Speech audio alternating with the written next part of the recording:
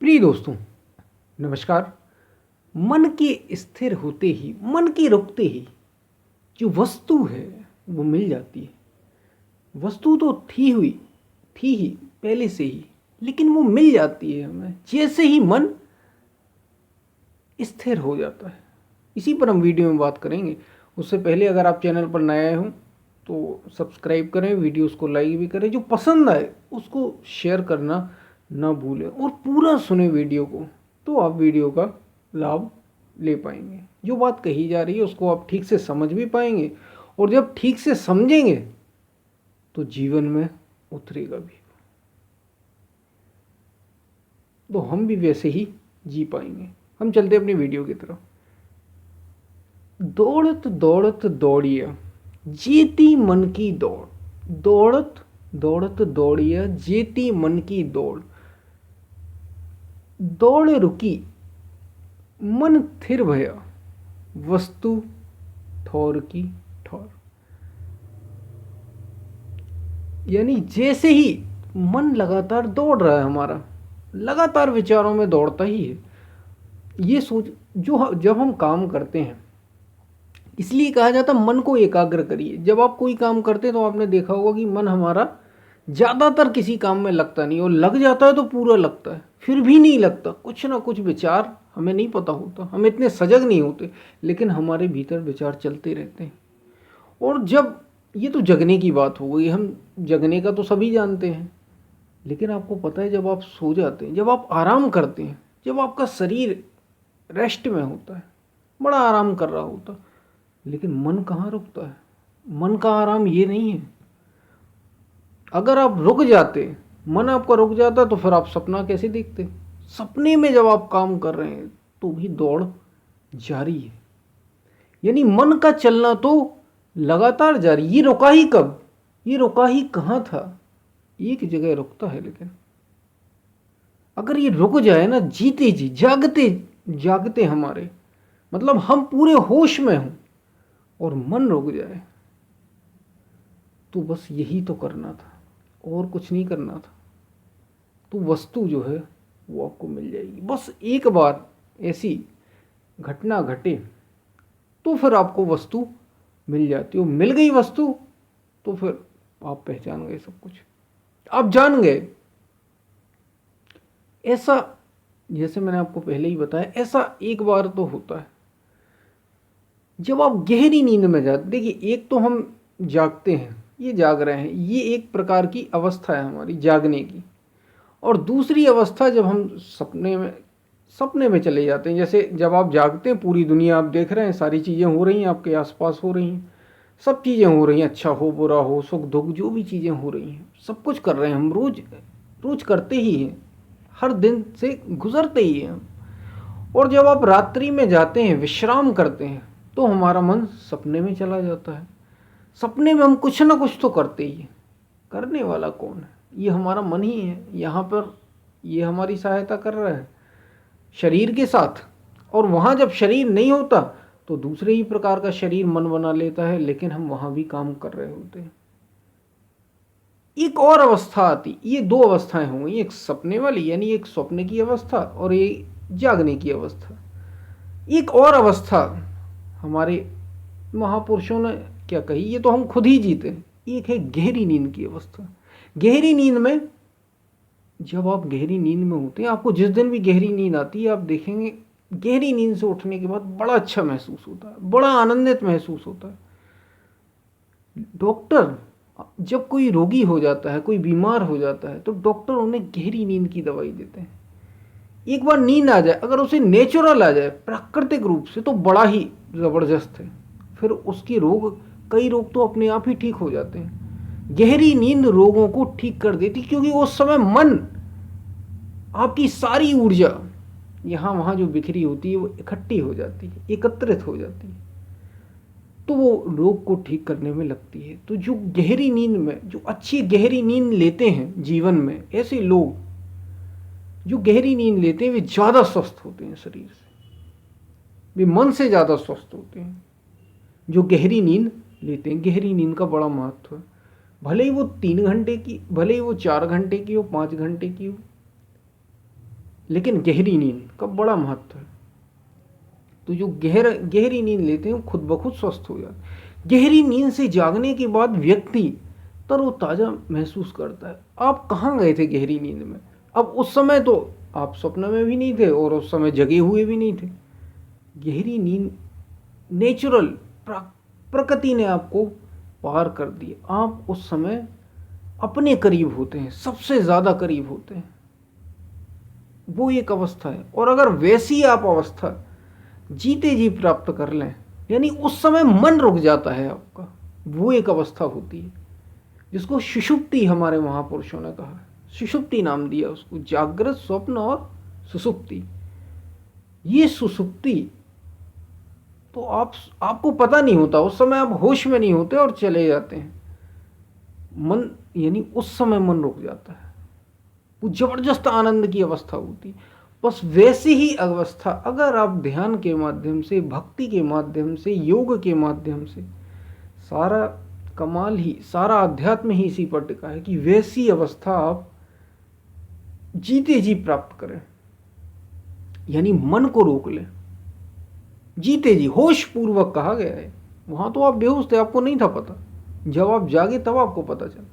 यहां होश पूर्वक ऐसा करना है कि मन रहे ना, क्योंकि अगर मन, ये जो दौड़ लगातार मन रहेगा तो दौड़ रहेगी ही रहेगी। अब आप अभी ये वीडियो सुन रहे, बहुत से आप देखेंगे आपको बीच में कई विचार आपके आ जाते हैं और आकर चले भी जाते हैं। कई बार तो आप उनको होशपूर्वक देख पाते हैं और कई बार तो आप देख ही नहीं पाते, आप समझ ही नहीं पाते कौन से विचार आके और चले गए। तो हमें समय बटा हुआ है, हमारी ऊर्जा नष्ट हो रही है इन विचारों से, इस मन के कारण, जो हमारे निरंतर संस्कार पड़े हुए उनसे। और एक बार ये दौड़ है मन की, इसलिए ये संत कबीर ने कहा था, दौड़त दौड़त दौड़िया जेती मन की दौड़। मन दौड़ ही रहा है, दौड़ ही रहा है, दौड़ ही रहा है। और भजन का मतलब क्या है, चिंतन का मतलब क्या है, साधना का मतलब इसको विपरीत दिशा में दौड़ा देना। संसार की ओर दौड़ रहा है अभी मन आपका, साधना का मतलब है इसको भीतर की ओर दौड़ाना। इसलिए रात दिन कहा गया है चिंतन करिए, रात दिन नाम का चिंतन करिए, रात दिन प्रभु का चिंतन करिए, उस तत्व का स्मरण करिए। यानी मन को रोकने की विधियां हैं, योग करिए, ध्यान करिए, भक्ति करिए। इससे मन आपका वहां संसार से भीतर की ओर लौटे। और भीतर भी दौड़ तो जारी ही है, इस दौड़ को रोक लेना है एक बार। ये जो दौड़ है, दौड़त दौड़त दौड़िया जेती मन की दौड़। और दौड़ी थके मन थिर भया। जैसे ही दौड़ते दौड़ते जब थक जाता है मन, इसको विपरीत दिशा में दौड़ा देना है, ध्यान में, भक्ति में। और जब ये थक जाएगा, याद रखिए बाहर दौड़ने से कभी नहीं मन थकता, दौड़ता ही रहेगा और आपको पता भी नहीं चलेगा। अगर आपने इसको उल्टी दिशा में दौड़ा दिया भीतर की, तो ये कमजोर पड़ जाएगा, फिर ये कमजोर पड़ जाएगा। और केवल कमजोर ही नहीं पड़ेगा, कमजोर पड़ेगा, थक जाएगा और थक के चूर हो जाएगा और खत्म हो जाएगा। जैसा आपने सुषुप्ति में अनुभव किया था, यानी गहरी नींद में, वैसा जीते जी अनुभव। और आप होशपूर्वक रहेंगे। ध्यान उसी का माध्यम है, भक्ति, आध्यात्म उसी के लिए है। आध्यात्म विधि है, जीने की कला है आध्यात्म, जीवन का रहस्य है आध्यात्म। जैसे ही दौड़ी थके मन थिर गया, तो वस्तु ठौर की ठौर, जो वस्तु है वो मिल जाती है। इसी को तो आत्मा कहा, इसी को परम तत्व कहा, इसी को सत्य कहा। और सत्य आज होता है, अभी होता है, इसी क्षण होता है। जो भूत और वर्तमान होते हैं, यानी जो पास्ट की घटनाएं हैं जो घट चुकी हैं, अब ये पास्ट कहाँ है बताइए? इस दुनिया में, अभी इस अस्तित्व में पास्ट है कहाँ? केवल और केवल विचारों में, केवल और केवल विचारों। और फ्यूचर कहाँ है? अभी की बात कर रहा हूं मैं, ये आप वीडियो सुन रहे हैं, आप बताइए फ्यूचर कहाँ है? केवल और केवल आपके विचारों में ही तो है। आप ऐसा करेंगे वो तब होगा जब होगा। अभी तो केवल आपके विचारों में ही है। तो जो सत्य होता है, जो परम होता है, जो अस्तित्व है, वो आज और अभी में, आज भी नहीं, इसी क्षण में रहता है। बस अभी ये गुजरा और बस वो पास्ट हो गया, जो आने वाला है वो फ्यूचर है, इस क्षण। इसलिए महापुरुषों ने बड़ा जोर दिया, वर्तमान में जियो, वर्तमान क्षण, इस क्षण में रहो।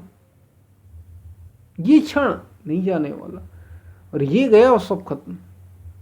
और इस क्षण में मन नहीं रह सकता। अगर आपको इस क्षण में टिकना आ गया, वर्तमान में जीने का मतलब वर्तमान यानी अभी अभी।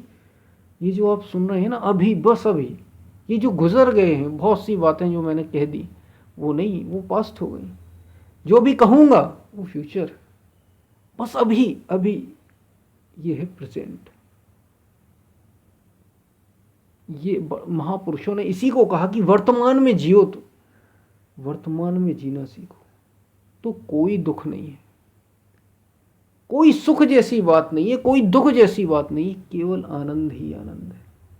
ना भविष्य की चिंता, ना पास्ट यानी भूत में जो घटनाएं घट गई हैं, बीते हुए में जो घटनाएं घट गई हैं, उनका कोई दुख नहीं, और भविष्य की कोई चिंता नहीं। तो जीने का आनंद है, तो जीवन का आनंद है। और तब यही तो वस्तु है, यही है, और इससे बड़ा और कुछ भी नहीं। यही रहस्य है, यही तो आत्मा है। आत्मा और आज में जीना एक ही बात है। बस इस क्षण में रहना, सब कुछ भीतर से अगर आप ऐसे हो जाते हैं, तो फिर अस्तित्व अपने को खोलता है आपके लिए, तो भीतर का द्वार आपके लिए खुलता है। मन का रोकने का ही सारा कमाल है। मन को रोकने को ही महापुरुषों ने कहा है। इसी को तो कहा निर्मल, कबीर मन निर्मल भया, जैसे गंगा नीर पाछे लागा हरि फिरे कहत कबीर कबीर। ये निर्मल, गंदे का मतलब क्या?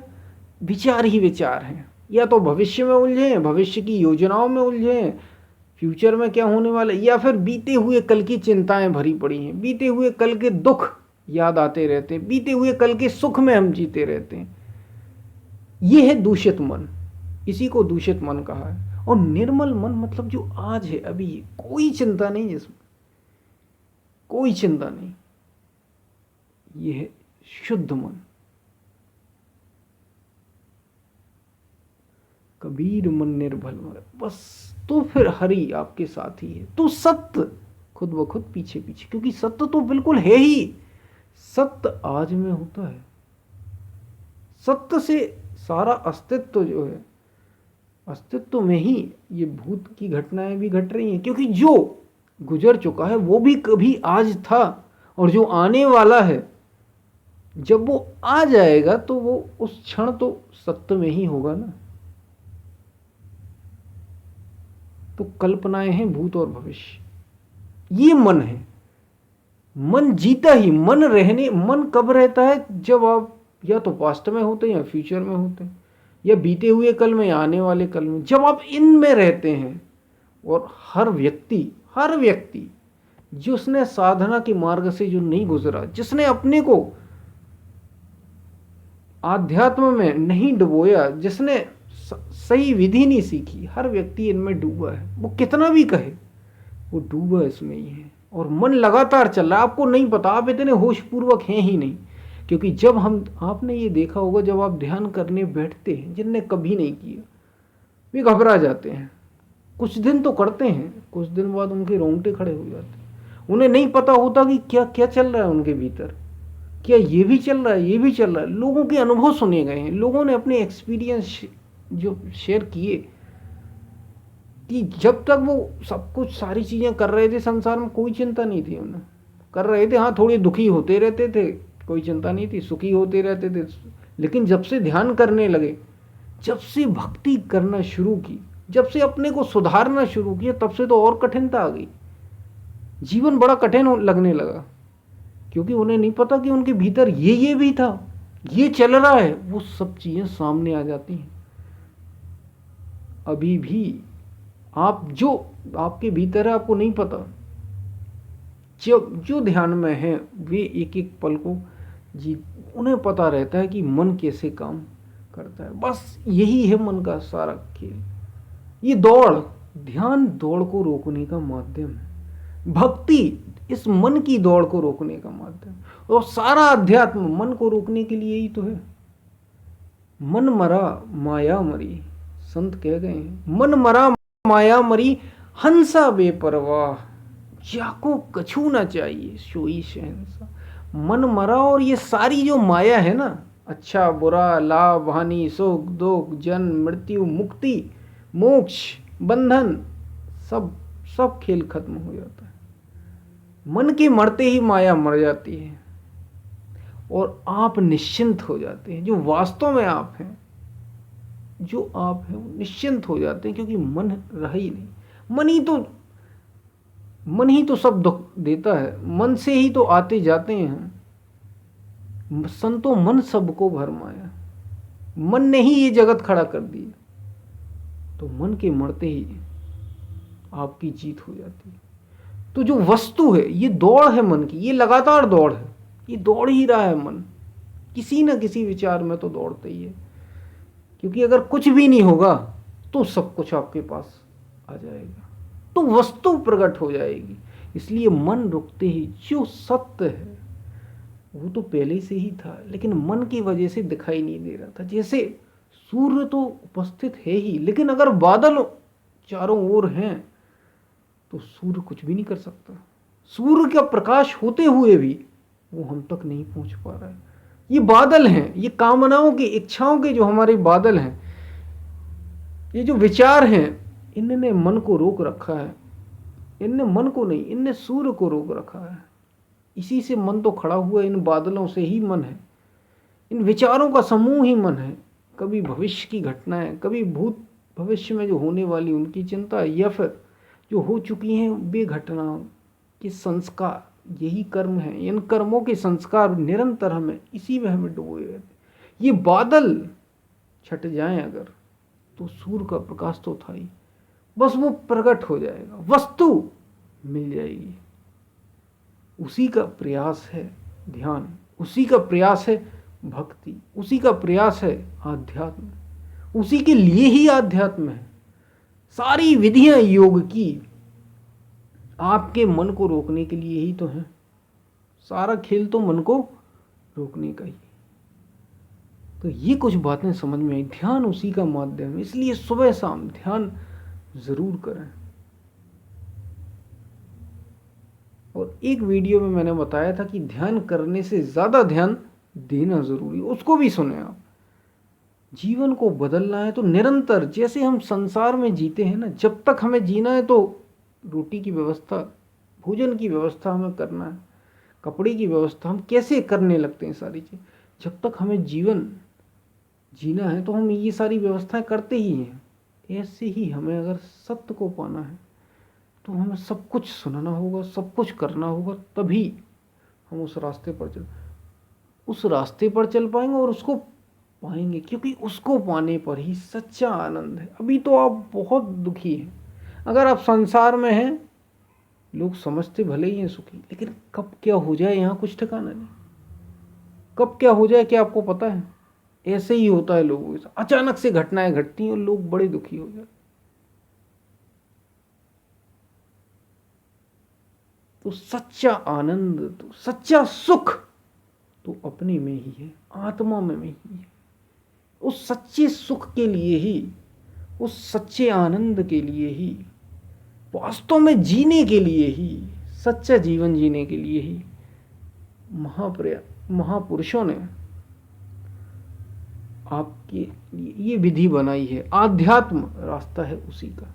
तो वस्तु मन के मरते ही वस्तु मिल जाती है, मन की दौड़ रुकते ही वस्तु मिल जाती है। इसी पर हमने वीडियो में बात की। हम फिर मिलते हैं, तब तक के लिए धन्यवाद।